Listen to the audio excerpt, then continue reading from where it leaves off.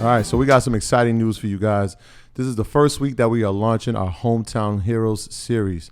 Shout out to H-Town. So we got 2 episodes coming. Tuesday at 5, we're going to release our episode with Mike Brown, who's going to talk about crowdfunding.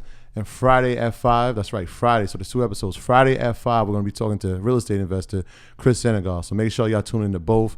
Subscribe to the YouTube, like, comment, do all that. 2 episodes this week, y'all. All right, guys, welcome back. Shout out to Houston. Shout out to the great state of Texas. We are enjoying ourselves, thoroughly enjoying ourselves here. We had a crazy, tremendous networking event.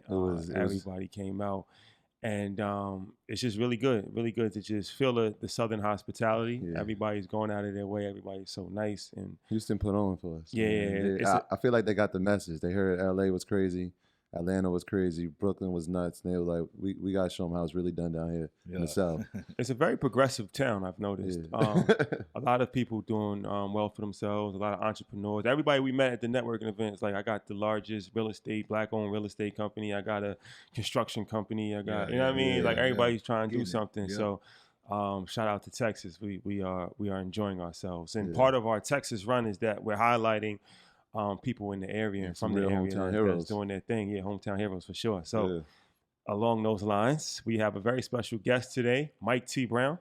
Houston's own. Thank you for joining us. Man, thank you. I do this when I say Houston, right? H-Town. Yeah, it's going down. Thanks for having me, man. I appreciate it. Nah, for sure.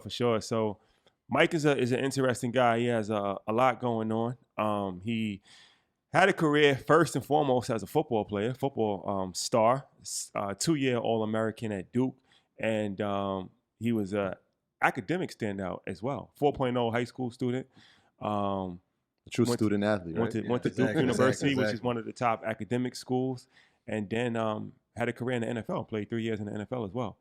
But now he's doing his thing in the tech space and some other stuff we'll get into. It's very interesting.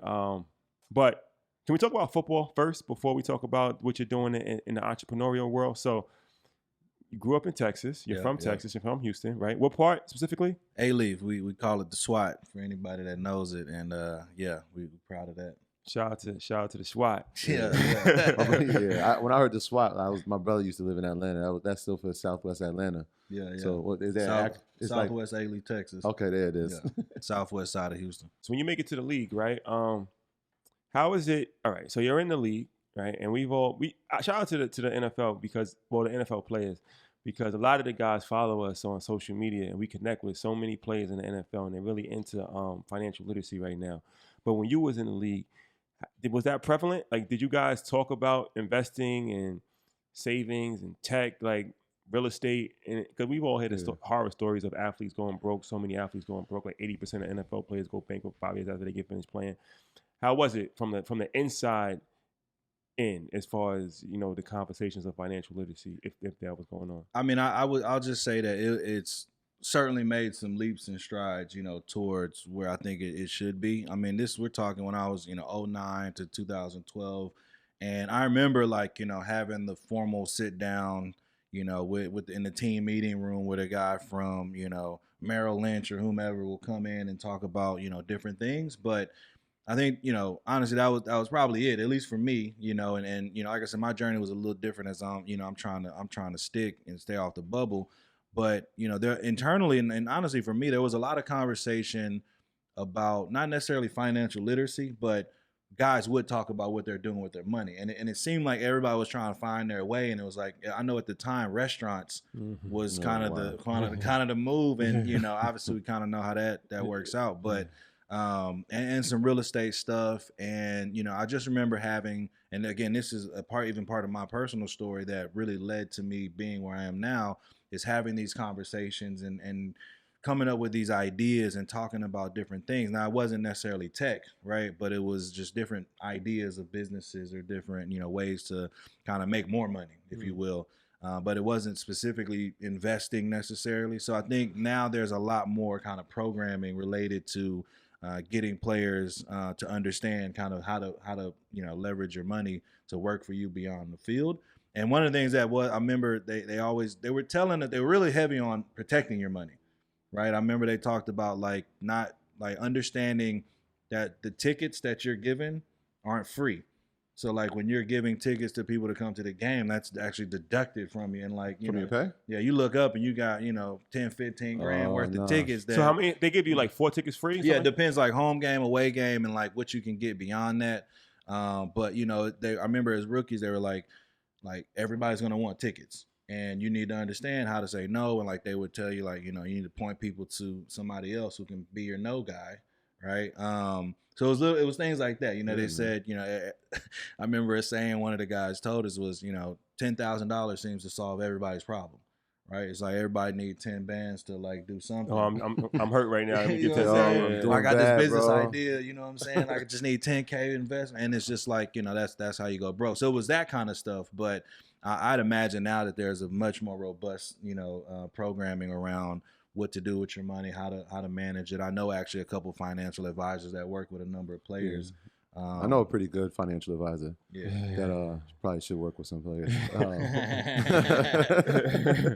Hey, shout out to the league, man. We got a lot of relationships with guys. There we go. So all right. So can we talk about tech? So after you're done playing league, you played about 3.5 years in the league, which is a good amount of time. I think the average, you said 2.5 years. 3.5. Yeah. So you're right on average. And that's bouncing. Yeah, that's trying to make it happen. Yeah. Yeah. Sure. So all right. So you go into the tech world with Draper University, right? Mm-hmm. So this is a life-changing experience for you, right? Life changing. Yeah. So can you talk about that? Yeah, and so the way the transition happened, like I mentioned, we were having a lot of business conversations. So what a lot of people don't know is that I was prepared for law school. I graduated with a public policy degree, graduated early, take the LSAT, ready to go into law, go play. Now I'm like, okay, I think business is where I want to go. So I said, I'm going to go get an MBA, right? That's what I figured. You get an MBA and figure it out from there. So came home, was actually about to go to Rice. And a friend of mine, former teammate at Duke, who's now in the league at that time, told me about a program, Draper University. And I'm like, what's that?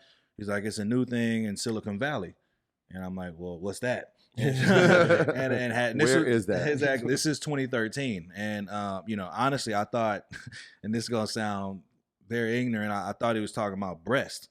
You know what I mean? Like silicon and Silicon. The crazy thing is like when you said Draper, like I know Houston, like I Tony thought it was Draper, Tony Draper, yeah. right? So like I'm like Tony Draper, right? Oh, bad. Oh no, you're talking about Tim Draper. You want to talk about who he is before we talk about his university? Yeah. So Tim Draper is a legendary venture capitalist in Silicon Valley, and let me just also give y'all some game. Silicon is how you say it. Silicon. Everybody Valley. watching, just thank me later. It's Silicon Valley. No more silicone, Okay, please. silicone. I thought it was silicon. I thought it was Nah, silicon. nah. This is not Dr. Miami. And I learned this when I got out there, All right. and people were telling me, they're like, that's how you know who's actually in tech and really in it, is by the way they say the actual name, Silicon Valley. Oh, now we know. All right. Don't embarrass yourself. There you And go. silicone. Exactly. Silicone. Exactly. And so, Silicon Valley, like legendary VC, venture capitalist, but from a lineage. So DFJ is their fund, but his father's father's father, like they were actually apparently like some of the first VCs ever, in that Bay Area. Cole, can you explain what VC is? Yeah, so VC stands for venture capitalists, and essentially what they're doing, they're investors, but the difference is that they're investing other people's money, essentially. So a VC will go out and essentially they have to raise a fund. So they got to go out and convince people that they can identify the best companies. And usually they're able to do that through a track record, or they get people to believe in them, right? Or whatever. Or, in probably Tim Draper's, experience, right? He had a family that was doing that. And so he was able to ride that. So you raise money from, big wealthy families, endowment funds, you're raising that money, and then you're investing that money on behalf of those investors, which are called limited partners. So LPs in a fund mean I'm giving this money to this person to go invest on my behalf. And then when the return comes, like the company gets acquired, then the LPs make money, right? But it's the general principle, the GPs, general partners, that are going through the process of finding the companies, vetting the companies, making the investment. And so when you build a track record of finding very successful companies, then more people, it's much easier to raise a fund. And so Tim Draper's like an early investor in Yahoo, I think AOL. His portfolio is crazy. He has early investor in Skype, Tesla, Twitter, exactly. SpaceX, some companies you might have heard of. Right, a few of them. And so, And then in 2013, he starts this entrepreneurial school. Essentially, it's a program called Draper University. Now, it's not like an accredited university where you get credits. I don't think. Maybe they've gotten to that point now. But at the time, it was just basically a crash course through Silicon Valley for aspiring tech entrepreneurs. And my friend told me about it. I don't even know how he knew about it, but he told me. And I was like, all right, it's in Silicon Valley. I've never heard of that. But, I applied. And then Tim Draper himself ended up calling me. And it was a very unique situation because I was really not sure I would even be able to go. You know what I mean? Like in terms of wanting to go, because it was just so foreign. I'm like, I'm here. I'm about to go to Rice. Family's here. I'm going to just do that. And so what I ended up, once he called me, I was like, all right, Tim Draper, who I had learned a lot about at that point. That's a big deal. Yeah, it is. and honestly, it was the first batch. I thought he was calling everybody. It wasn't until I got there and it was 50 something other students. And we're all talking about how we found out about Draper, and I'm like, yeah, and Tim called me, and everybody's like, what? I was like, he didn't call you? He didn't call you? Damn, homie. Thought you was a man, homie. Exactly. I thought it was just, it's the first batch. He wanted to welcome everybody, and but whatever. So that was like that pivotal moment because if it hadn't have been him, and the kind of standard process, I may have not decided to go because it was out of my comfort zone. Right. But I've been one to step out of there sometimes. So go out there, and essentially it's 9 weeks. I mean, we're learning. I mean, it was just jam packed. We're going through how to build a company, how to, grow a company. We're learning from founders of companies that Tim had invested in. And I remember meeting, a little 23-year-old Asian kid that, just sold a company for $500 million. And I'm like, you ain't tackled nobody. And you out here sitting good. And so that's when it really triggered on me was like, I'm learning that people are literally building and creating, the technologies that we're using every day. And I had never even heard about it. And you're talking about a guy that had a 4.0, president of the engineering club. You don't think I would have been coding if I known about that when I was 7 or 8 years old? Like some people that I had met out there had been coding, had been building things. And so I was like, okay, I'm late to the game, but I'm here and we're going to get active. And so I ended up finishing number 1 in the program. And for me, that was like halfway through the program, I said, I'm moving to the Bay and I'm going to start a tech company. And so was grinding through that and was really, really optimistic. And after that went home and, told my then fiance that we're going to the Bay. We out of here. We out of here. And shout out to her because, I could have told her I want to build a staircase to the moon and she would start chopping down trees. Like, let's start building. And so, we took that big leap of faith. That's powerful, man. Yeah, for real. Very rare. That gets overlooked, man. Because obviously, I have a wife, and it's like they're like, "How are you able to do all these things?" And I'm like, "Yo, strong support." No, strong trust support, me. man. And belief. Man, for me, it's I don't even realize, to your point, how rare it is until I'm talking. I never take it for granted. I never take it for granted. And shout out to my wife, by the way. What's up, boo? Shout out to her for sure. She, and for me, it's like that is the only way I'm able to really do it. Now that we really, really in the game, in the tech game, and when we look back on, that was 5 years ago. Which is crazy, where I didn't even know what the thing was, and here we are, fully immersed and actually doing well. And her early support is really what, and even encouraged me.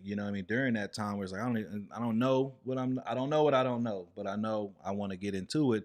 And she's like, I don't know it either, but let's go. I believe in you. So, went home, and that's when I spent time learning how to code. We had a daughter.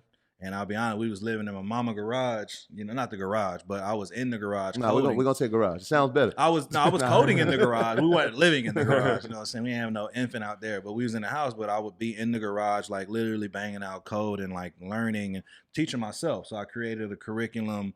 And for me, it was like, I'm hearing that people know how to code in this tech thing. And like, anything I want to put my time and effort into, I want to be the best. And so boom, I'm like, we're going to the Bay. We get out there and, I got one goal, start a company. And, get out there is not a lot of me, not a lot of folks that look like me, but, I'm coming also from Duke. So, I was okay in that environment. I could navigate. And so I ended up working at a startup because I said, before I jump out there and try to build something, at this point, I only had about 9 weeks of a program and some lines of code behind me. And so I was like, let me go work at a company. And that's where I got hired actually at a company called Keep. In the Bay Area, you know, your traditional Silicon Valley tech startup. They had raised about $10 million at that point.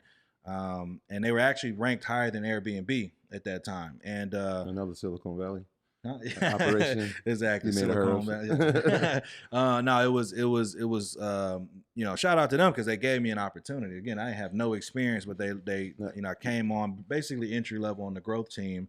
And within about 5 or 6 months, you know, based on my performance, I was now in leadership, you know, and that was one of the things I loved about tech as well. Now, there's a lot of issues and things that still need to be addressed, but when it came to merit-based kind of promotion and moving up, as long as you're creating value in that company, because again, it's all early stage and you're trying to exist. You're building something that has never existed in the world. That's my definition of a pure, like, true tech startup. So, like an entrepreneur, you can open up a barbershop or, you know, food truck or whatever, but to be building something that hasn't existed in the world, there ain't no Googling how to do XYZ. What's the business model for this? It's interesting that you say that because in the next segment, we're going to go into what you're doing now, and you're trailblazing. You're kind of trailblazing your own set, but it's a backstory how that came in about. So we're going to go into that in the next segment. All right. So now we ain't going to segment 2, and we're going to talk about your company Win-Win. But before we do that, so, all right.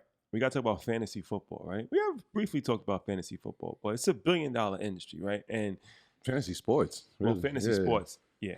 But football is the biggest sport in America. Yeah. And so it's the biggest fantasy sport. But yeah, fantasy sports in general. So, all right. You find out about the power of fantasy, and then this kind of leads to some ideas for you, right? So can you talk about that? Because you kind of told us a story off camera, but it's interesting. Nah, for sure. So, you know, I'm in the Bay. I'm in, you know, working at a company. And again, my goal is to start a company. And I'll just say real quick, one of the things that changed in my mindset being in Silicon Valley was the fact that people approach problems differently, right? Or they took it further. Anybody and everybody usually can identify a problem or a pain point, something they don't like. But what I recognized was that people out there in particular were taking it further and saying, what could I do about that, right? How could I solve this pain point just for myself? And then turns out millions and billions of people have that same pain point. Now you have, you know, a company going. So pain point. That's like, what does that mean? Yeah, and it's not like a physical pain. No, right? Like your back hurt. I mean, that could lead to some innovation, but it's like, you know, I don't like how these mics, like it's, you know, I needed to be able to do something else, like my back hurting because I always, and like, you know, if you could, how could I change that versus just, you know, doing like, all right, whatever, I just got to get used to it. It's like, let me look at this microphone. Let me, you know, you start kind of analyzing it a little bit because this pain point of always having, again, I'm just using a random example. It is a pain point. Yeah. You know, there we go. Let's get the whiteboard out and start figuring this thing out. Right after this one. Exactly. And so, you know, it's kind of taking that next step and saying, okay, how can I hack something together just to make it better for me, right? It's usually how it happens. And then, you know, from there, you start to really develop something out. And so that was what kind of was new for me as I was looking at different problems, and a big problem that jumped out for me in particular. And these pain points are usually specific to your own experience, right? Your pain points may be different from mine because we walk a different path or whatever. And so for me in particular, when you look back at my history, right, I'm a former athlete. And so the athletes, current, active, former, all have a special place in my heart because, you know, we have that common bond. And when I looked at fantasy sports, right, I started to learn a lot more about it. I always told people, you know, I didn't play fantasy, I play reality. And, you know, I never was into that. But what I did recognize, you know, particularly in FanDuel and DraftKings, you know, DFS, which was kind of new compared to traditional season-long fantasy, you know, I was like, wait, these companies are making billions of dollars, right? And at the time I was talking to a lot of friends in the league, asking them, how do you feel about, you know, fantasy? And overwhelmingly, the answer was, I don't give a damn about it, you know, because I'm not making any money whatsoever. And I learned that the companies are making billions of dollars, right? And the players plastered across their platform aren't getting any money out of that. And that didn't sit well with me. That was a pain point that I was like, all right, somebody has to fix that. I have a pain point that revolves around fantasy sports. It involves me losing a lot of money in it. Well, you know, we're going to solve that pain point. Yeah, there we go. At Win-Win. I'll show you exactly how we do that. But, And that was something where I was like, okay, that something's not right there. And then on the other side, I started to learn about fantasy from the consumer standpoint. A lot of guys I was working with were really into fantasy, and they were telling me about. I started to learn actually why people were playing, more or less, because you're losing money, so you ain't playing for money, right? You're playing because it's fun. You can, talk smack with the friends, things like that. And it's like a whole culture, right? Exactly. And because it's addictive, right? It's addictive, especially like when it was the season-long one. It was okay, right? You talk trash, probably like Monday morning, Tuesday when the week is over. But the daily one, it was like, yo, I gotta have my lineup in by 7. Yeah. I gotta have my lineup in by 6:30, or yo, I gotta have my lineup in for the 8:30 game. It was like, this never stops, and it just became an addictive thing. I mean, it is gambling. Yeah. Let's be clear, but it is. Yeah, no, it is. No, no ways around it. It's gambling. It is. Yeah, and that was where for me, I recognized a problem, right? Particularly for athletes who weren't getting any value out of this thing. I saw that it was highly, engaged by sports fans, right? And so I said that was where the idea for win-win even came up, right? And I started talking to players. I started talking to the consumers, the users of these platforms, and I was just getting a sense of, they're losing money, but it's fun. They're competing. It's addictive. And I basically posed a question to one of my coworkers one day, and I said, "What if the money that you're losing, what if that money could go to something more impactful, like a charity that, let's say, an athlete cares about? And instead of competing to win money out of that pot because it's gone to charity, what if you could win something that money couldn't buy, right? Like a game-worn autographed jersey, or dinner with your favorite player." And it was an overwhelming, hell yeah, I'd do that, And it was like, okay. So then I go call my buddies in the league and I say, hey, what if I could get your fans? I know you care about your charity and your foundation a lot. And this was another unique insight that I had, because I had a foundation as well. And I knew that players, we want to use our platform for good whenever possible, if it's easy and efficient, right? And so I said, what if I can get your fan base to, through this game of sorts, support your charity by donating to it? Is that valuable enough for you to, sign a couple autographs or call somebody on FaceTime? And it was like, yeah, that's easy. We do that already through certain things. So you have your own 501c3. Yeah. So outside of like the company and we got a for-profit and a nonprofit, but before I even started Win-Win, when I was playing, I had a nonprofit called Team Guinea. A good friend of mine, Toby Nwigwe, probably one of the fastest growing artists right now, coming out of the SWAT. He and I started it with another friend of ours, Jeff, and we were making purpose popular was our mission. So we understood the pain points around trying to raise money. So took that experience along with my athletic background, and that's where we came up with this concept of win-win, where I said, okay, we're gonna leverage gaming, right, and we're gonna now drive more value to what the players truly care about, right, which is their philanthropic efforts.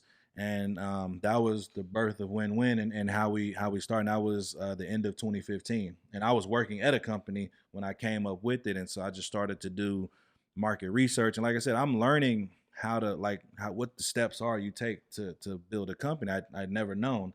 So through Draper, and like at that point, I had built a network of other founders, particularly Black founders, that I was really like, we were all lifting as we climb. I knew even at that time, I knew I would see 3-4 founders, boom, jump out there and go start something. We knew folks like, Deshaun, the founder of Maven, shout out to Deshaun. He, a brother out of Oakland, is running Maven, one of the largest hair weave kind of tech companies in the world probably. And so, to see guys like that just continuing to push the envelope, really motivated me. And so I was like, this is why we're here. I was actually, my wife, I should say, was getting comfortable with kind of that tech check, and we were in the Bay, living that life, and it was like, that's gonna have to stop because it's time to get active. So you have the idea, but one quick thing about fantasy, you had said 1% of fantasy players win 90% of the money. Is that true? Yeah. So in that research that I was doing, less than 1%, at least at that time, right? This was 2015, when you couldn't get away from a FanDuel or DraftKings ad. Less than 1% of the users on those platforms were winning over 98% of the money. And again, that was, for me, it was mind-boggling that, you just continuing to lose money, why are you playing? And that was where I started to dig into what the real kind of, so we, for us, we want to pull out the best parts of gaming and gambling and combine it with giving. But that was kind of the data I was learning. And then you start to learn about the algorithms, that the scripts that people are writing. They can create, 1,000 lineups just like that, and they can bankroll the actual tournament by, being able to cover all those entry fees, knowing that they're going to take everybody's money. They were calling them sharks, where they're coming in and scooping up all the minnows, probably your bread included. Yeah, listen, man.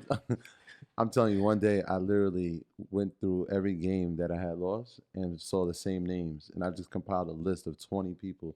And I called my boy up, Larry. Shout out to Larry. He's another guy who does fantasy legend. Fantasy legend. He is a fantasy legend. He actually did win some money. Okay. But it's the thought that I could win, because like you might get, like, you go into these low level entry games. It is gambling.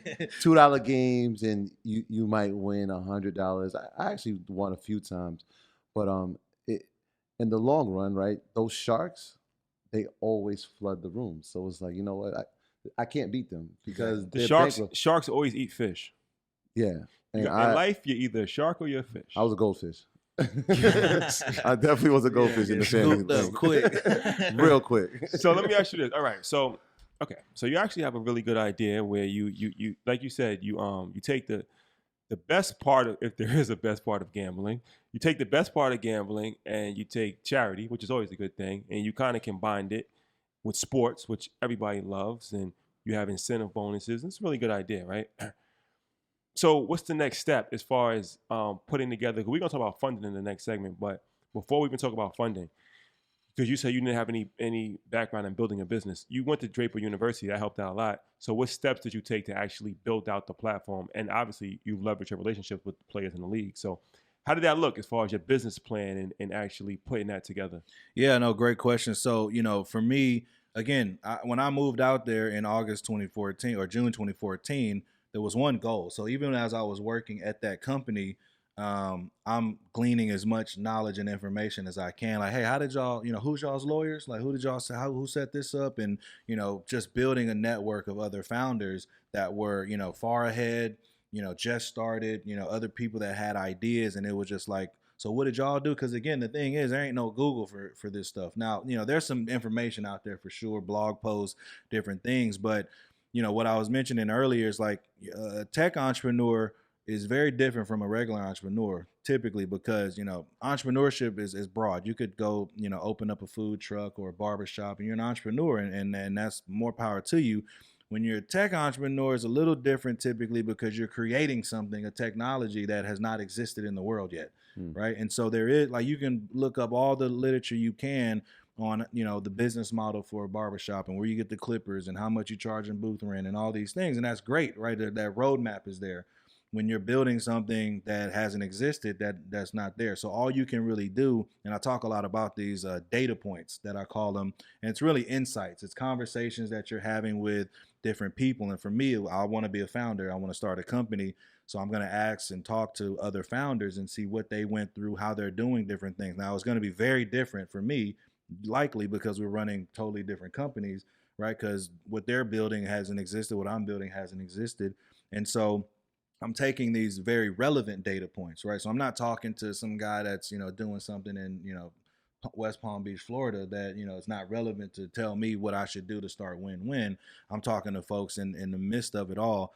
And so I was just gleaning that information, and really those data points allow you to make the best decision, the best informed decision you can. So, what's the first hire I should make? Or, how do I set up a pitch deck? What's the story of the company? How do I set up the business model?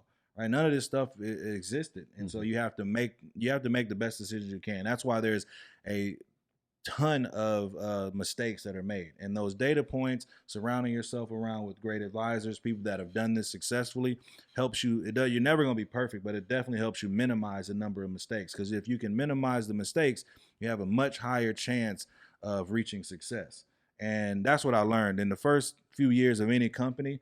It's really not about reaching success. It's about survival. How many people are on the team? I got 5 people right now. And through that process, what was the selection process for them? Was it people that you knew, or you sought these people because you saw or knew the history of their work? So a lot of the early hires, they come through referrals, right? Because other people like love what you're doing and they may know people. That's usually the best form of finding a great hire, because people that you're close with come highly recommend, can highly recommend somebody. I'll be honest, one of the big learning curves for me in starting Win-Win, and happened very early on, is a very expensive lesson, was hiring. And that was the thing that, I didn't have a process in place at first, and I didn't go through the proper procedures to really vet some. I literally hired like 2 or 3 people because they went to Duke. And like that was it. Like, you went to Duke? Oh, okay. Alumni. Yeah, Some blue devil nepotism. Yeah, we out here though. But and it was more or less that we weren't ready to have. I mean, we had 10 people full time pretty much before we ever even launched the thing. And we went in with a lot of assumptions. So the hiring process is key. And now, we learned, it was a very hard lesson to learn, an expensive lesson, because, we paying Silicon Valley salaries too. And that ain't no joke. And so, changed course, corrected it. And now we're literally in that process now that we've moved back to Houston. We got recruited to move to Houston and be a part of Houston's tech boom that's happening now. And so we're thrilled about that. And so now we're implementing a real thorough process, in vetting people, making sure, and we have a much better understanding of what we actually need too, because we've been doing it. So now we have a very clear roadmap. We have governance, we have board members, folks that weigh in on these decisions. So, but you got to get to that point. And so it's a very, very tough road. And I applaud anybody, any entrepreneur, first of all, right? Just because there is a roadmap doesn't mean it's going to be an easy way to get there. But especially those that are building something that hasn't existed, right, who have to create that roadmap and then worry about somebody else, trying to take over and beat you out. So a lot of respect for anybody that's gone through that process, because it is a taxing one for sure. Governance, very good word. Very key word to understand in business. Very, very key word to understand in business. All right. So,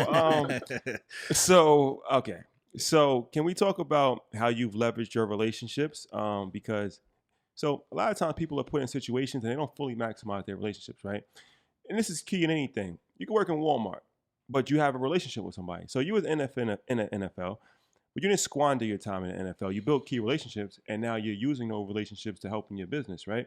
So can you talk about that? Because obviously I think that that's a key component as far as the success of what you're planning on doing. You have the ability to do things that the average person doesn't. Yeah, no, for sure. And I think one thing I always remember learning at Duke actually is that your network is your net worth, right? And I've always taken an approach, and it wasn't until recently where I was reading a book called Give and Take by Adam Grant, and it's a phenomenal book that talks about your relationships and who you are. Are you a giver or are you a taker, right? And for me, I realized that I've been a giver, because when I talk about like networking, you think about somebody who's like, I'm going to network, or I'm going to meet somebody really just looking to see what I can get out of them, right?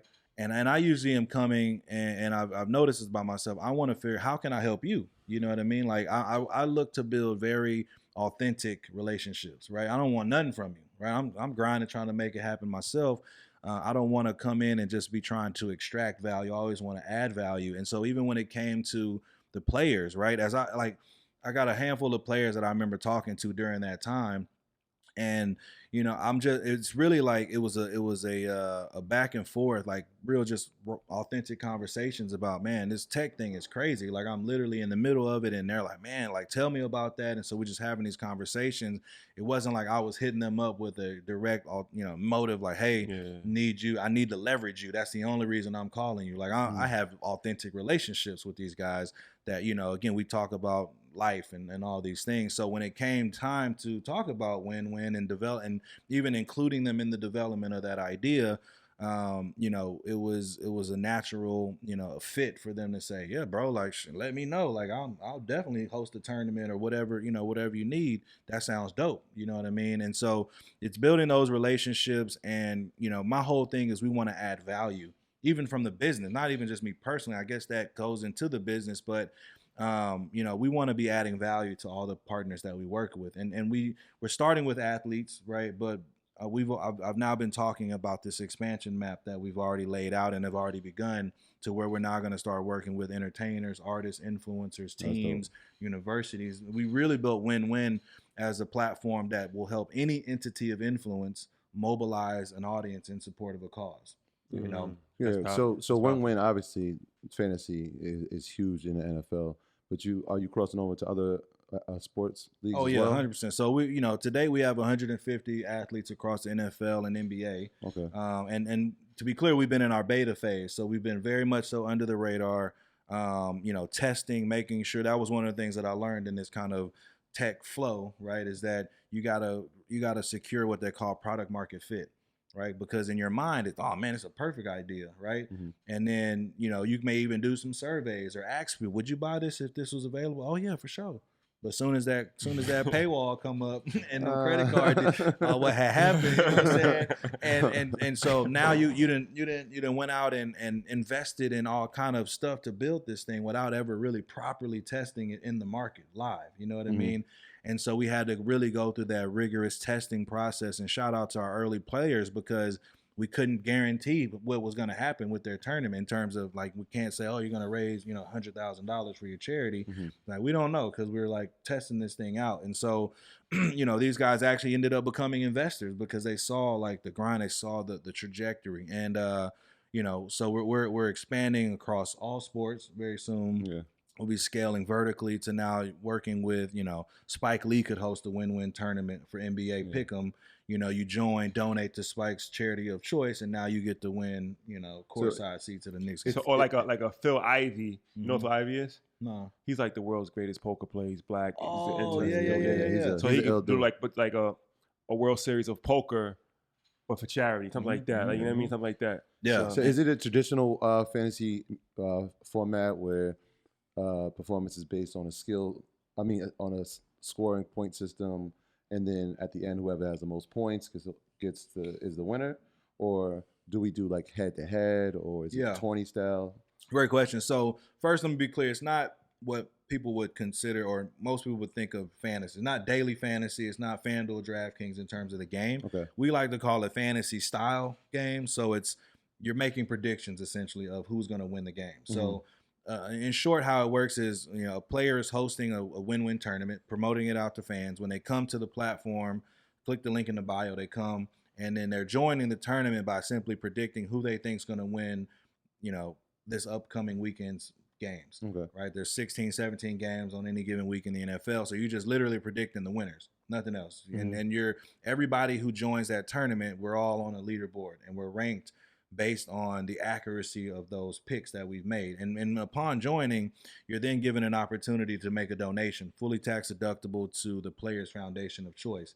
And there's other perks and benefits that you can unlock by doing that. We have what we call karma coins. So for every dollar you donate, you earn these karma coins. You can unlock other perks and benefits. But when those games kick off, you're earning points not based on the size of your donation, which is, that would be like a raffle, And so you're earning points based strictly on the accuracy of your prediction. So you're going up and down on the leaderboard as these games are happening in real life.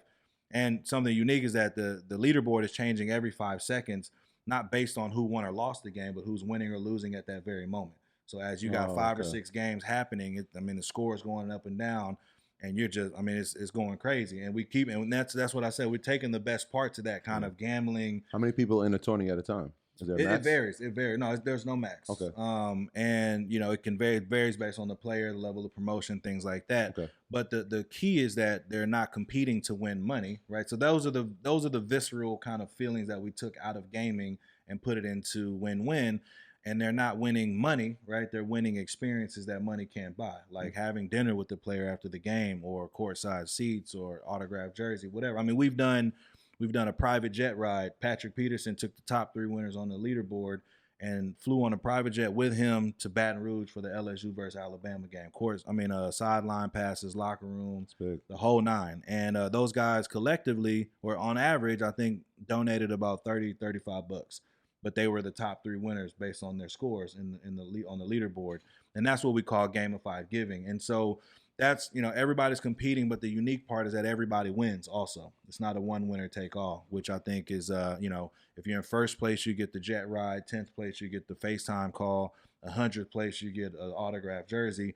All the way down to last place, where you'll get $20 in free Lyft credits as your prize. So as a fan, you've competed, you've contributed, and you've won something. And for us, we didn't go with that model really because it sounds good. We did it because it's acquisition and retention driving behaviors. Again, we're building a profitable or a for-profit company that is looking to return capital to our investors 10x, which means, somebody come scoop us up for $700 million or whatever. That's the goal.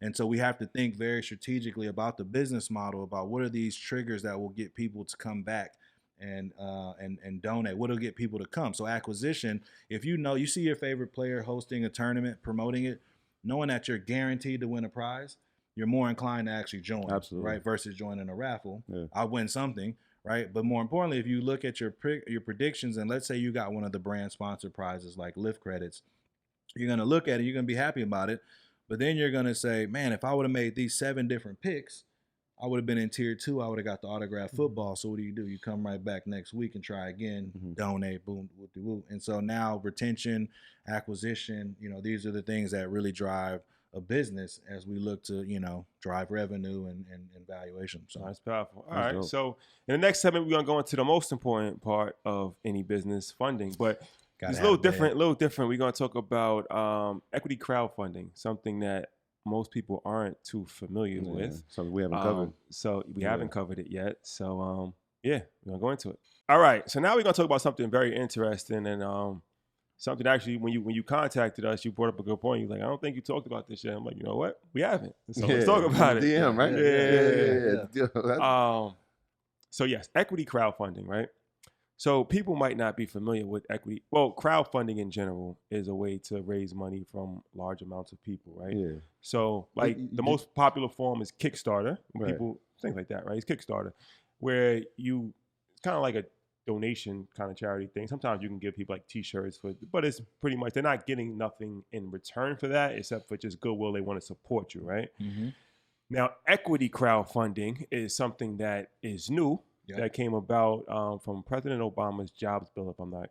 the Jobs Act. And so can you talk about that? Because it's pretty interesting. Yeah, no. So, one of any business, right, particularly in tech companies, right, you have to raise funding. And for decades now, right, the way you do that is go to an investor, right? You pitch your vision to that one individual usually or a fund.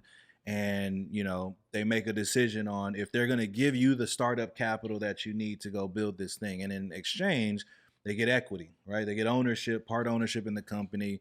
And that's how it's been done for ages. Now, one of the things that it has created is a very big gap in terms of wealth and the access to generate wealth, right? When you talk about angel investors, right? And again, trust me, like I've learned all of this stuff in the last 5 years. I didn't even know what Silicon Valley was or the word. And so this was all things that I had to learn on the go. But when it comes to angel investors, these are basically wealthy individuals that are investing their own capital, like out their bank account, they're investing in the companies, getting equity.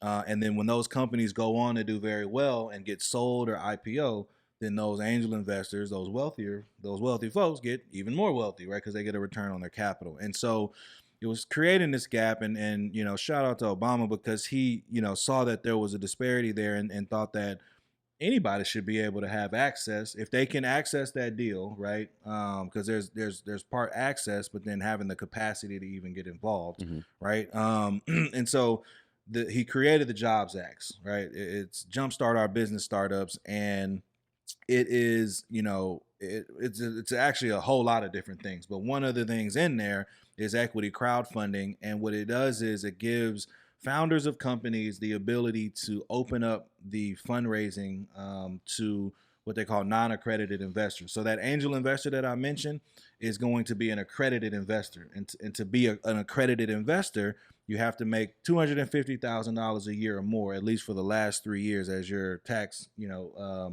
paperwork will show. Or have $1 million in liquid assets. Yeah, we can see how that could be a problem. Like, especially in the communities we live in, it's like, how many people do we know that make $250,000 as a combined family? Exactly. Right? To have somebody, one person make it, and as a group, actually, you and your spouse collectively have to make $300,000, right? And so they even make that bar go a little higher. And so, or have $1 million in liquid assets. And that's it. That's the only requirement. It's $250 and $1 million in assets. Or $1 million in liquid assets. Liquid. So it can't include your home. Right, it got to be.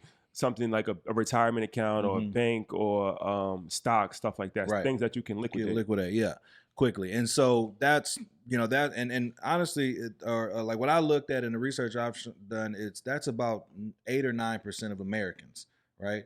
And so the 91% essentially, right, can't even access that deal. Even if they know the founder of XYZ company, they can't, invest. Even if they happen to have some load of cash that they came across or whatever. But so what Obama said is, through the Jobs Act, now anybody should be able to access that. So in 2016 is actually when it went through, and now you started to see the rise of these equity crowdfunding platforms. So the thing that you have to know is, like, if I run a tech company or a startup, just because, the Jobs Act exists doesn't mean you could just walk up and give me some money and say, I want to be an investor. The companies have to go through. So this is all sanctioned by the SEC. There's a lot of kind of formal terms I won't bore you guys with, but you have to go through a very extreme vetting process. So first there's the platform. So you brought up a good point. Kickstarter, Indiegogo, right? These are forms of crowdfunding. GoFundMe is a crowdfunding platform, right? And again, to your point, you're raising money for something from a large crowd of people, hence the name. The origin of the word crowdfunding itself was based on a rock band. Like they couldn't get money to go on tour. Oh yeah. So their fans came together to say, like, let's fund them to at least have a tour to perform. Hence crowdfunding. I see you. Okay. Troy always comes with these. He was like a white elephant. He always comes with like these little known historical pivots. So. That's dope. I like all right. So, but back to the crowdfunding. But yeah, so crowdfunding as in and of itself exists, right? It has existed for some time, all the way back to the rock band, right? And to your point, equity crowdfunding came in, right? And let's just draw a comparison. Let's take Kickstarter, for example. Kickstarter is a company that enables you to run a crowdfunding campaign, right? And so you can put up your project, whether it's a film, whether it's whatever it is, right? And you can basically promote it and people will buy in, and maybe you have perks, like you said. Now, the difference, right? You talk about equity crowdfunding, there are also platforms, right? So Republic is one that is probably one of the more popular ones. There's others called WeFunder, a few others that allow you to have an equity crowdfunding campaign. Now they have to go through a rigorous process to even be set up. But the big difference between those two platforms is that on Kickstarter, if I'm not mistaken, basically anybody can set that up. You can go on there, fill out the thing, and then boom, launch your campaign, and it's up to you. And you have to raise a certain amount to even access the capital. For equity crowdfunding, because these are technically public offerings, right, of shares in a company, in a private company, it has to be sanctioned by the SEC. So it's a very rigorous process, right? I mean, they dove deep into the financials and all the history of the company. And then that's how you're able to even be accepted on one of the platforms, right? Like Republic for us. And then, and really because basically, I don't even know if we said it, what it means is equity crowdfunding enables anybody, non-accredited investors, to invest into private companies for as little as, I think legally the minimum is like $10. Yeah, no, that's something that, all right, so I don't want people to not understand this. So, because I get this question in my DM so often, like when I post stuff about like Beyond Meat and like Lyft and all of these stuff, and I post stories about like Nas and like how he invested early, and people are like, well, how can I invest in these companies early? For the most part, you really can't, right? Like you said, I mean, especially on that level, it's like angel investors and VCs, but even on a small level, it's accredited investors. So you have to be like a special kind of person, for lack of a better word, to actually invest. But now it allows the general public, crowdfunding allows the general public to invest in companies on the ground level. Because like you said, off camera, one of the main disadvantages is that you getting people that can invest in these companies, and then when they go public, their percentage goes up like 1,000%. But by the time the general public gets in the stock market, they've already made their money. They're out. Oh yeah, they're out the game, right? They so, good. And it's interesting because probably the most famous in our community person that has done that is Jay Morrison. He did a real estate crowdfunding, with the Tulsa Real Estate Fund, and he same thing. He raised money from a crowd, and I think like over $10 million in a very short period of time. So it was a very successful real estate crowdfunding fund campaign. But it's something for people to understand from two aspects of it. From a business owner, it's a way to raise money, right? Because financing is extremely important, and it's hard to get bank loans. It's hard to get outside financing. So this is a way for business owners to raise large amounts of money. Now you're giving up equity in it, and we'll talk about that. Mhm. But you don't get nothing for something. You always have to do Right. something. So, and it's also a way for investors to invest in companies that they believe in and they think that can blow up, because now you might put in $10,000 on a company, but in 5 years that company, that percentage might be worth $100,000 because you got it on the ground level. And you had said something about Ben Horowitz, right? Ben Horowitz, yeah. Horowitz. If anybody's not familiar, he's a tech giant, VC giant, and he's good friends with Nas. He's one of the reasons why Nas is really blowing up. He's kind of like mentored him. I read some stuff about that. If anybody's not familiar, Nas is doing his thing with Queensbridge. Ventures, yeah. Kingsbury's Ventures, yep. Yeah, and then they invest in like Lyft, Ring, PillPack, a lot of these companies. And so Ben is really into hip hop. He's like a hip hop head. And Illmatic, from what I understand, is like one of his favorite albums ever. My favorite album. So he developed. Ben Horowitz is not black, by the way. No, he's not. If you didn't know by the name, give it away. Yeah, so he just developed. Invited to the barbecue though, nonetheless. So you were saying that it was crazy because roughly he invested like $250 into Instagram, and then like 2 years later it was worth like $80 million or something like that, right? Yeah, I mean, so I don't have any facts on this. I actually, shout out to Chameleonaire. If you know, Chameleonaire is really been winning in Houston's Zone, riding dirty, and he's been winning in the tech game. And just real quick, I remember we were talking about a situation that happened, I think 2017 finals, right? And this is where it actually came out that Chameleonaire's been in tech. Because he was courtside, front row, and like in the background of a picture, and it's like, how many ringtones did he sell at the finals game 5, courtside? And people came and said, no, he's been early investor in Lyft, early investor in Ring, early investor in a number of companies that have done well. And so actually Chameleonaire was the one that kind of, put this data out. Now I don't know, the details and specifics on it. So let me make that clear. But there was a very sizable return, in the 80s of millions of dollars, based on that initial investments from what I hear.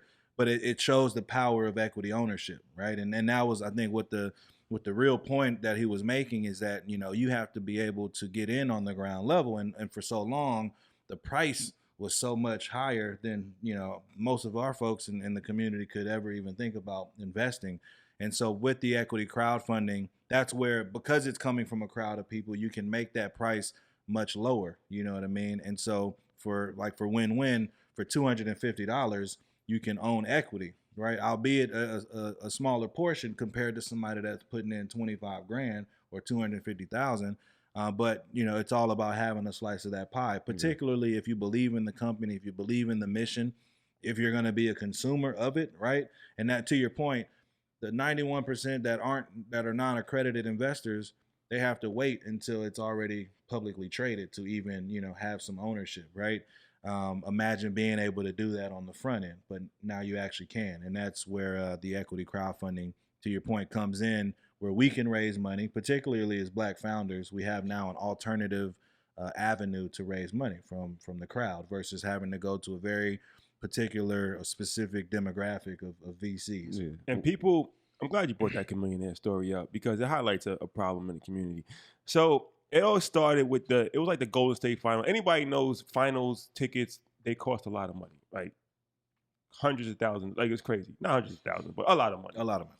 So he's front row at the finals. Yeah. And it's like a joke. It's like, damn, how much ring sales did he sell? Like, he hasn't had, somebody here doesn't belong. Where has he been in 15 years? But little do they know, the guy's been making millions of dollars in investing in companies long after his musical career was over. So when they find that out, it's like, now it's not funny anymore, right? So it's like a lot of times we highlight celebrities and entertainers. But like even if you look at that, just use Jay-Z and Beyonce at the front row. Everybody knows them, but they're probably middle class for everybody else in the front row. Like the guy that got into the fight, nobody knew who he was. He was worth $8 billion. Right. Just a random billionaire. Until he put his hands on You know what I'm saying? So it's like, oh, we know how him now. many people that you don't know are just billionaires? Yeah. The one person that you do know just became a billionaire. Not no disrespect to J and B, we love them, but that just goes to show you how much money is out there. Yeah, shout out to it's- B. We it's in the crazy. third ward, right? Yeah, is that y'all in the trade Oh, yeah, right yeah, now? we in the home. We in the home. Beyonce's home. Beyonce. Beyonce's hometown, right? And you know, and that's one. I'm glad you brought that up because when I was in the Bay, right, one of the things that I really actually appreciated, you know, relative to LA, right, is that you didn't know who you was talking to or what you were doing. Like the money was just shown way differently. You know what I mean? And you just had people that were just grinding and hustling and building companies. And you know, you meet a guy just randomly look like, you know, random guy, and it's like, yeah, man, you know, I just sold my second company, you know, to Amazon. It's like, oh, word, you know what I mean? And drinks on you then, like, you know what I'm saying? It's just a different mindset. And to your point, like, you know, like you said, it wasn't funny no more. You know what I mean? And Tell a different joke. and you know, I think that I love these examples where you look at, you know, Chameleonaire who, and that's a great friend. Shout out to Cam. And by the way, he's an entrepreneur as well as an investor. He started his own tech company called Convos, which I, you know, suggest everybody go check out and download. And he's been building and feeding into the community, giving back.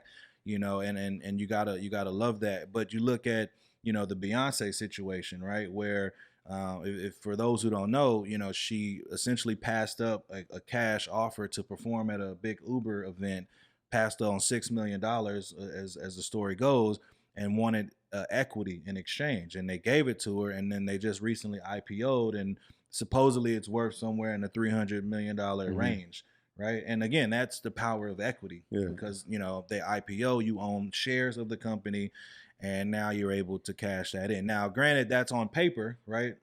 That worth, but she can cash that in and make it. You know who else has a good equity story? I told this story before, but I never told it on the podcast, so I might as well tell it. 50 Cent.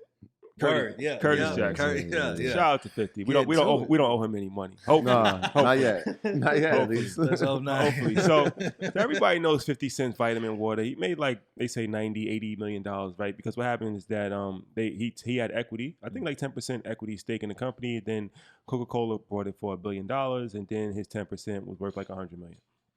What they don't know is that vitamin water. The guys from Vitamin Water, they're from Queens, New right? York. Okay. Queens so. zone.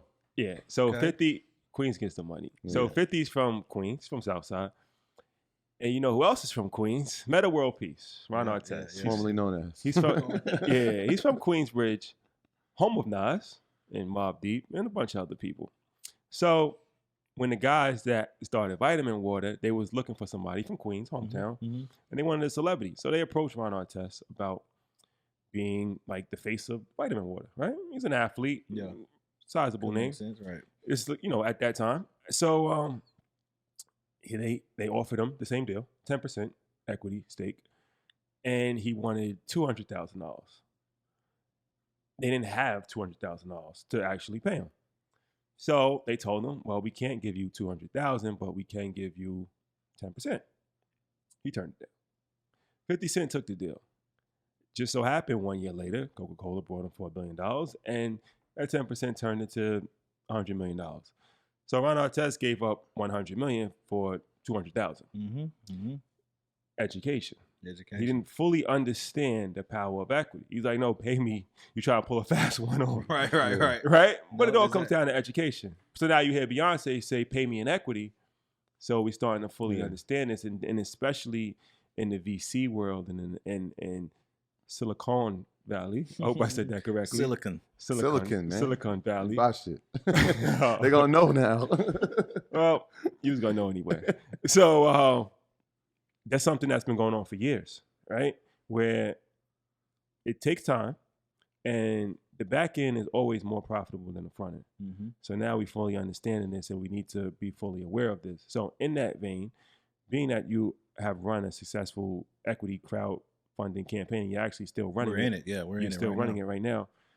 all right, somebody has a business and they want to take the same route that you did, right? What are the steps to actually, because I know you said it's a whole process with the SEC, they got to get approved and all that stuff. Like, what's the steps? Yeah, so the steps is, you have to, you essentially can apply, I believe, to the company. Now, we were a little rare. We actually, companies reached out to us, like Republic, and how that got set up.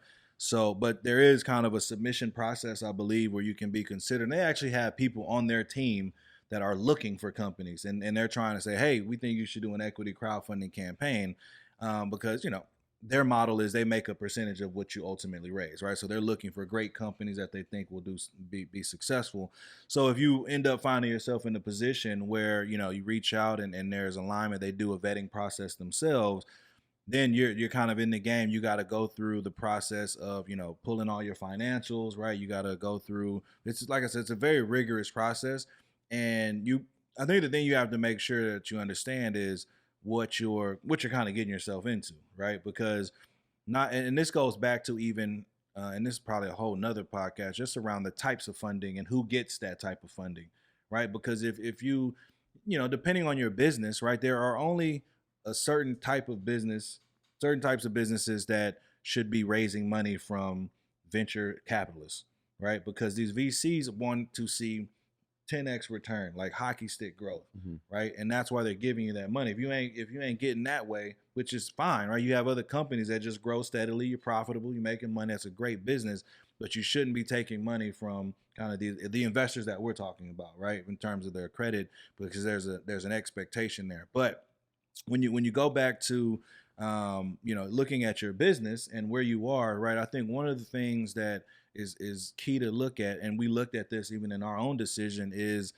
how attractive and understandable will it be to the crowd, right? Because you gotta resonate with people, and we're building something that we believe touches everybody, right?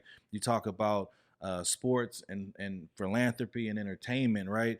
My good friend Don Dixon said the other night that she invested in our company as well, and she said that Win-Win operates in two recession-proof businesses: entertainment and sports. People could be doing down bad and all across life, but you're gonna watch that game. You're gonna find a way to get into that experience. And so you got to think about, is this going to be attractive to the average consumer? That was one thing that I had to really kind of even adjust how we talk about the company, because I'm so used to talking to sophisticated investors that this is what they do. So there are terms and terminology that we can use that they understand very quickly, whereas you're talking to the crowd, right, through communication or whatever, you got to kind of break that down. And I've been learning, to your point, like the big gap in knowledge of what equity actually is, even to the point where on the hiring side, one of the things for startups is you have little capital usually, so you can offer early employees equity, right? And that's where you get big time companies like big time engineers at Google, for example, who will leave Google, right, a very cush job, and go work at a startup because they're getting some percentage in the equity. So they're saying, I'll pass on that very well to do job to take equity, because I'm going to help build this thing to become whatever that is. Even as we've now come to Houston, there's been conversations with potential employees who don't necessarily even understand. They're like, nah, like we need this much money, and it's like, well, we'll be a little under market, but we can comp that with equity, which now I find myself having to explain actually how valuable the fact that you even have an opportunity to have equity is a big deal. Yeah, and that's why I love these pop culture examples, Beyonce, Chamillionaire, 50, that everybody knows, and they're showing that how powerful that is. And now the fact that anybody can get in on that equity, I think is a game changer for not only our communities. You talk about generating generational wealth and create what you guys talk a lot about, financial literacy. When you know better, you do better, right? And I think this is changing the game and opening up those opportunities. One of the things you said, and that's extremely important, is like, even if it's a small, right, like 1% in equity, right? Let's say it's $250. Like that's the initial investment to own a percentage, right? That could turn into $15,000, right? If you had more, obviously it turns into more of a profit. But that $15,000 can be the startup for you to invest in something else, like your first piece of real estate or your first restaurant, however it may feel fit for yourself. It's a beginning, right? A lot of people think like they're so small, I can't do it. in Houston, right? You said something earlier about it becoming a tech hub, like it's going to be the Silicon of the South. How's the vision for that, right? And are you the forefront of it, or are there people out here that are going along on that journey with you? You can sense the kind of the fervor in the air of like, this is exciting, right? Because even with the investors, we got some new investors, shout out to them, here in Houston that have typically invested only in, oil and gas and energy. So now to have some, innovative, fast growing tech company opportunities has been great for those, kind of traditional investors. But what I'm more proud of is that we can bring this opportunity to everybody, from Third Ward to the SWAT, to downtown and the Galleria, anybody across the city and the country and really the world. That's the great thing about equity crowdfunding. Also, you can invest from anywhere in the world. I mean, we got investors in Canada, Australia, Africa that have come through on our campaign, and it gives everybody that opportunity to gain that equity we've been talking about. It's powerful, man. We want to thank you for coming in. We appreciate you. How can the people contact you? Social media, your website, any initiatives that you got going on? Win-win information. Yeah, what's the deal with that? Yeah, 100%. First, appreciate y'all for having me. First and foremost, go get you some equity. www.republic.co /win-win. And you'll be able to see our campaign is live. We actually don't, so you're limited on the time. So we only have a limited amount of time. And once that door closes, then there's no more, non-accredited investors that will be able to invest. So I encourage everybody to go check that out again, www.republic.co /win-win. You'll learn everything about the company, nice video and all that good stuff. I'm _ Mike T. Brown on Instagram, on Twitter. You can find me on LinkedIn. I'm pretty active there as well. And yeah, try Win-Win is the website, but just go to republic.co win-win and you'll be able to find all the information. Yeah, and shout out to the good people of Samoa, right? Samoa, yeah. Samoa as well. That's another way you got to say it. Samoa. Samoa. Yeah. A lot of people just say Samoan. Samoa. Yeah. It's Samoan, just like silicon. Okay. I'm going to get y'all right. Yeah. If anybody's not familiar, I used to live in Hawaii, and so I'm familiar with the Micronesian islands and Polynesian islands, and very rich culture, very prideful people, and make up a lot percentage-wise, NFL. Yeah, no, I think like literally, if you were born in Samoa, played football in Samoa in high school, like the chances were like 30-40%. If you went to college and played, you probably was going to the league. Yeah, that's crazy. Yeah, it's crazy. So shout out to all you guys. Appreciate you, Troy. Yeah, shout out to everybody on patreon.com /earnyourleisure. It has been amazing. All our patrons, especially the ones from Houston, they have shown out and laid the carpet out for us out here. And that's what Patreon's about. It allows us to travel, allows us to experience this, allows us to highlight hometown heroes in different types of cities. So thank you to everybody. It's our Proud to Pay program. As you know, we have 5 different tiers. You can subscribe at any tier. There's some bonus features. But the real part is being able to connect with people and coming to cities and talking to some hometown heroes who need to be highlighted, right? Because like we said, even at the event, when we leave, the relationships that you foster with the people who are at the event will last a lot longer than just that one night we were there. So shout out to everybody on Patreon, everybody that supported us, earnyourleisure.com, and bought some merch. We had some merch there last night. It flew off the tables, man. So shout out to everybody that has the merch. And we got some more stuff coming. We got one outstanding Patreon member in Houston, though. Oh, yeah. Danita, we shouted out Danita on last episode, but Danita is outstanding member. Outstanding member. She's our #1 supporter. We hung out with Danita and her crew out here, and it was amazing. She didn't let us pay for anything. Yeah, and that doesn't happen. Where we from, like even like our crew, we was like they were like, look, man, this is different. Like we don't get treated like this, especially like women don't buy drinks for us, and that's just not culture. But they said, welcome to Texas. Said your money's no good. It's no good here. Welcome to Texas. Welcome to Texas. So I said, this is that Southern hospitality that they've been speaking about. So we about to go get to it right after. I got you. Yeah, shout out to her. She's an entrepreneur out here too. So shout out to her. And she said her mom is a huge fan too. Yeah, so shout out to her moms and her whole crew. So my book tip for the week is Hard Things About Hard Things by Ben Horowitz. We actually just spoke about him. And Once again, a lot of times people hit me up about my financial advising business. So my calendar is on earnyourleisure.com. You can book a 30-minute consultation for retirement planning, business planning, estate planning. You got inheritance, investment, stuff like that. So 30-minute free consultation. My calendar is up there. And we got to give a shout out to executive producer of our show, somebody that you might not have ever seen before. But Michael McDonald, he actually does a lot of stuff behind the scenes, and he's helped me out with my Instagram page. And he has his own company, Michael Media Group. So if you need any videos done or pictures or social media consultant or any type of stuff like that, check him out. Yeah, he does it all. Yeah, Michael J. McDonald on Instagram. And check him out. So thank you guys for rocking with us, and we'll see you next week. Peace. Peace.